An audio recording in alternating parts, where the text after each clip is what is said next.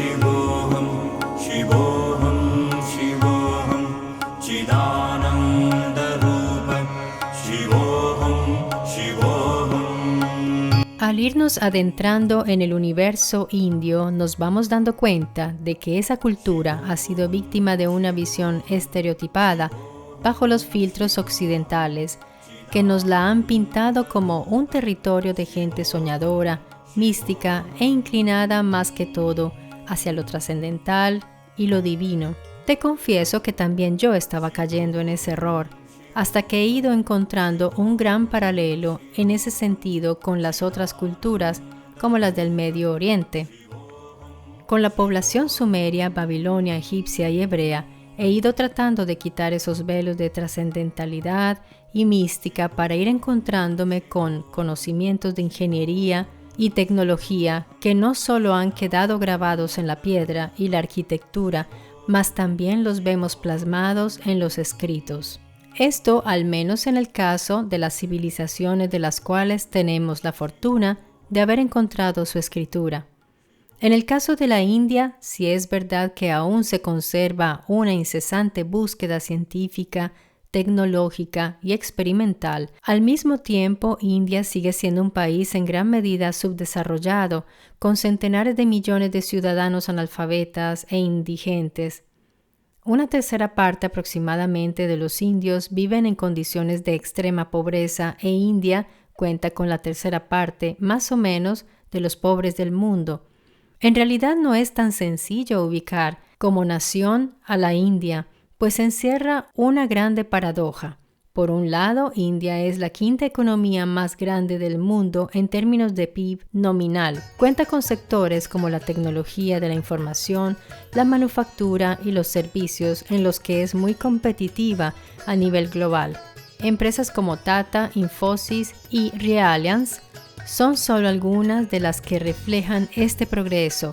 Además, India es un líder mundial en tecnología espacial y farmacéutica, exportando productos y servicios en todo el mundo. Con el auge del sector tecnológico, India ha desarrollado un ecosistema de startups vibrante, especialmente en ciudades como Bangalore y Hyderabad, que se conocen como el Silicon Valley de la India. También cuenta con una de las industrias cinematográficas más grandes del mundo, Bollywood, que genera un importante impacto cultural. Pero por otro lado, India enfrenta desafíos profundos. La pobreza afecta a millones de personas y aunque ha habido mejoras en las últimas décadas, todavía existen grandes desigualdades de ingresos entre la población urbana y rural. La educación y sanidad, aunque mejoran, aún no alcanzan a toda la población de manera uniforme, lo que contribuye al analfabetismo y a la falta de oportunidades. Con una población de más de 1.400 millones de personas, India es un país sumamente diverso en etnias, religiones y lenguas. Esta variedad, aunque es una riqueza cultural, también genera tensiones y desafíos de gobernabilidad.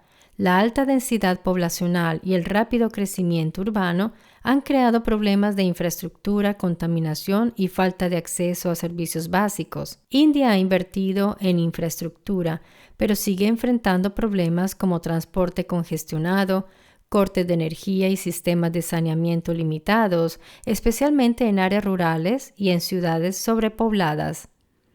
Y después de estos datos actuales, podemos empezar a mirar un poco hacia atrás para comprender por qué la grandeza de los avances del pasado en la India se fueron olvidando en esa maravillosa cultura. Las transiciones entre la religiosidad védica y la hinduista, el nacimiento del budismo y la proliferación del jainismo, las invasiones islámicas y el colonialismo británico han ido relegando a una clandestinidad forzada los antiguos conocimientos y las narraciones originarias. Fue a través de la Shruti Devanagari, también Shruti o Shruti literalmente oído, es el conocimiento oído al principio de los tiempos y transmitido oralmente por la casta sacerdotal de los brahmanes, que esos conocimientos fueron preservados hasta nuestros días. Gracias a la tradición oral y solo gracias a los custodios de tales tradiciones, esa sabiduría ha llegado hasta nuestros días. Por esto, la India será considerada siempre la mensajera y portadora de una cultura eterna definida Sanatana Dharma, una doctrina que fue mantenida lejana de las contaminaciones. Fue codificada y puesta por escrito solo en tiempos modernos. ¿Recuerda lo que te conté en el video de los secretos de los pilotos Vimana? ¿Recuerdas el libro que los historiadores oficiales no aceptan como antiguo y dicen que es del siglo XX? Pues bien, aquí encontrarás la respuesta. Esto ha sucedido con muchos otros escritos, obviamente no todos son genuinos, no todos los libros que dicen ser antiguos lo son, así que no te dejes engañar. Debe existir una tradición oral comprobada para estar seguros de que son antiguos. El estudioso italiano de las culturas orientales y escritor de libros como India, la civilización perdida, Enrico Baccarini, hace un profundo análisis de este asunto y de su libro pude extraer gran parte de la información que conocerás en este video. El autor en su libro plantea una pregunta espinosa para quienes dan por sentado el hilo narrativo de nuestra historia. ¿Cómo se pudo desarrollar la agricultura espontáneamente? ¿Y cómo fue posible que eventos como la domesticación de animales y agricultura se dieran casi contemporáneamente en todo el planeta? Sobre el hecho de que la agricultura y luego la domesticación de los animales provienen del cercano oriente, hace 12.500 años, los historiadores están de acuerdo. Sin embargo, lo extraño es que ese desarrollo espontáneo de la agricultura y adomesticamiento no ocurrió en todos los grupos humanos. Muchos continuaron a cazar y recolectar como normalmente hacían, aun siendo favorables las condiciones climáticas en su territorio, como para haber realizado la agricultura. Lo claro es que si no tenían contacto con otros grupos más culturizados en ese aspecto, los humanos continuaban a cazar y recoger. De nuevo, me gusta citar el ejemplo de los sentineleses. No han desarrollado agricultura después de 60.000 años de existencia. Siguen cazando y pescando. O sea que las preguntas de Baccarini nos conducen a aquella historia que hemos ido descubriendo y que nos han proporcionado posibles respuestas a esos saltos culturales, tecnológicos y sociales tan importantes del ser humano prehistórico. Pero todavía no hemos observado un elemento esencial en la historia como lo es la lengua. Y una en especial, el sánscrito, la lengua de los dioses, la lengua perfecta que no muta como lo suele hacer la lengua hablada. El término sánscrito deriva del vocablo samskritan en Devanagari y significa literalmente perfeccionado. No se trata de una lengua natural que se desarrolló autónomamente como en el griego, mas es una lengua gramatical que nació para esquematizar y codificar el saber antiguo. Su forma escrita se denomina Devanagari, que significa literalmente escritura de la ciudad divina. El sánscrito no nació como una necesidad de comunicación, más bien fue creado para poder codificar un proceso lingüístico que preservara los conocimientos sagrados o especiales pertenecientes al sánscrito védico, patrimonio de la élite brahmánica, y para hacerlo más comprensible. Y es precisamente el sánscrito védico, la lengua que nos ha narrado por mucho tiempo algo llamado mito, que luego emergió literalmente del subsuelo para decirnos que existe, que es real. Se trata de la leyenda del río Sarasvati, un inmenso río que habría alcanzado en algunos puntos hasta los 7 kilómetros de ancho. Fue identificado como el río de las aguas creadoras, purificantes y nutritivas, hasta el punto de haberle dado una personificación de una diosa del mismo nombre, adepta a las artes y comunicaciones. Siempre te he dicho en este canal que los mitos encierran una gran verdad. Recientes fotografías satelitales han demostrado la existencia del río, pues notaron que se había secado y se perdió su existencia por mucho tiempo. La noticia no hizo gran eco a excepción de una publicación en el Corriere della Sera en Italia en un artículo de Viviano Domenici, con un título que decía Misteriosos mensajes de un río desaparecido. Pero el río Sarasvati no ha sido la única leyenda a emerger al mundo real. Tenemos las ciudades sumergidas que hasta que no fueron encontradas eran consideradas mitológicas. Por ejemplo, Dwarka.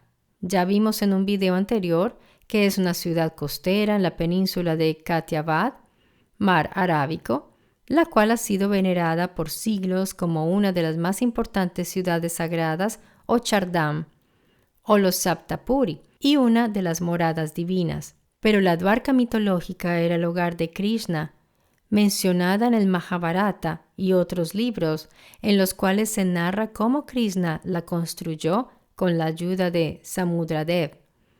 En las narraciones la describen como una ciudad de 700,000 palacios de oro y estaba conectada a tierra firme mediante puentes sofisticados. Tenía sistemas de irrigación y hermosos jardines. Los más expertos buceadores de la India han comenzado a encontrar muros y estructuras artificiales y mediante sonar han localizado enormes estructuras y ruinas que indican que pudo haber sido sumergida debido a una gran catástrofe. Según la tradición, Krishna vivió hasta el 3102 antes de la era común, fecha de su muerte. Las investigaciones de los expertos en los últimos decenios han ubicado la antigüedad de estas ruinas correspondientes a la época de Krishna. Al inicio encontraron perlas, piedras y vidrios, pero luego fueron encontrando las grandes estructuras en piedra en formas circulares, con tamaños que varían entre 6 y 16 metros. El área de este yacimiento submarino es enorme. Seguramente no te habías enterado, ¿verdad? O al menos no has visto noticias de estos importantes hallazgos. Cabría preguntarse el por qué. El 16 y 19 de enero del 2002, el sitio de la BBC publicaba 2 artículos titulados con palabras impactantes. Una ciudad perdida puede reescribir nuestra historia. Y el otro decía, la civilización india con 9,000 años de antigüedad. En la redacción del artículo podemos leer, los vestigios de lo que muchos consideran una antigua civilización perdida han sido descubiertos frente a la costa occidental de la India. Lo que se ha descrito como una vasta ciudad de más de 8 kilómetros de largo y 3 kilómetros de ancho se descubrió a 36 metros bajo el agua en el Golfo de Cambat, antes conocido como el Golfo de Cambay.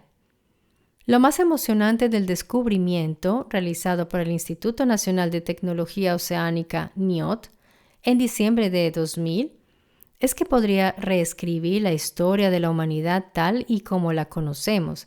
Sin embargo, más de 2 décadas después del histórico hallazgo, los expertos siguen discutiendo sobre la antigüedad y la importancia del yacimiento arqueológico, conocido como Complejo Cultural del Golfo Cambat. El NIOT descubrió por casualidad las estructuras similares a una ciudad, mientras realizaba prospecciones rutinarias de contaminación en la región. Utilizando tecnología sonar, el equipo identificó enormes estructuras geométricas en las profundidades del fondo marino. Los restos recuperados incluían cerámica, abalorios, esculturas, secciones de muros y huesos y dientes humanos, y la datación por carbono determinó que tenía casi 9,500 años de antigüedad, según informó la BBC News. Al anunciar el descubrimiento el 19 de mayo de 2001, el entonces ministro de Ciencia y Tecnología de la India, Murli Manohar Joshi, afirmó que las ruinas pertenecían a una civilización muy antigua. Las 7 pagodas. Se trata de una leyenda que ya había despertado el interés de investigadores y exploradores ingleses como John Goldingham, viajero astrónomo que vivió en el siglo XVII, fascinado por esta leyenda, o el escritor de bestsellers Graham Hancock, quien escuchó hablar de la leyenda en los años 90. De las pagodas queda solo un templo, al cual suelen llamar popularmente el Templo de la Playa, y un inmenso bloque de piedra llamado la Bajada al Ganges, el cual tiene representadas varias escenas mitológicas. Cuenta la leyenda que el dios Indra estaba celoso de aquel lugar y lo hundió con una terrible tormenta, dejando solo el templo que todos conocemos hoy. Si no fuera porque a veces la naturaleza devuelve lo que se toma, nadie pensaría hoy que la ciudad mitológica que albergaba los templos fuera real. El 26 de diciembre del 2004 hubo un terremoto muy fuerte y en consecuencia un terrible tsunami que arrasó las costas de Mahabalipuram, trayendo a la luz una ciudad portual sumergida con ruinas del siglo VI después de la Era Común. Al retirarse las aguas, encontraron estructuras rocosas y esculturas preservadas por el mar durante más de 2 milenios, estatuas que representan animales como leones, una cabeza de elefante y un caballo alado. El estilo de la figuración conduce al periodo Pallava del siglo VII y VIII después de Cristo. Los restos hicieron pensar que habían constituido no una sola estructura, mas una serie de templos atribuibles a la dinastía Pallava. Es así como la leyenda se transforma en historia y ocupa un puesto digno, objetivo y listo para el estudio. Pero antes vivía, respiraba en las narraciones orales de los pescadores que narraban que en tiempos antiguos se veían las cúpulas de los templos asomándose de debajo del agua y que su resplandor era tal que servía de guía a los navegantes. Recordemos que también Troya fue una leyenda hasta que Heinrich Schliemann invirtió todas sus riquezas para ir en busca de la ciudad mitológica, mientras todos se reían de él. Entonces, queridos amigos, las leyendas y mitos deberían ser tomados más en serio. Seguramente encontraríamos muchos tesoros como en estos casos. Hoy contamos con la tecnología suficiente para encontrarlos, pero a veces, como en este caso, la naturaleza también da una mano. En pocos minutos, 500 metros de fondo marino mostraron a los ojos sorprendidos de los habitantes y turistas una larga fila de rocas, una visión de minutos que fue seguida después por una gran ola que fue a estrellarse contra la ciudad y que trajo consigo siglos de sedimentos. Espero que te haya agradado este video, que haya sido informativo y también entretenido. Y si es así, por favor no olvides dejar tu me gusta porque es un gran apoyo para el canal. Si no te has suscrito, te invito a que te suscribas para que te mantengas al día de mis videos que son siempre interesantes. Si quieres unirte al canal, serás bienvenido. Y por ahora te doy un gran abrazo y nos vemos muy pronto aquí en mi Story Channel.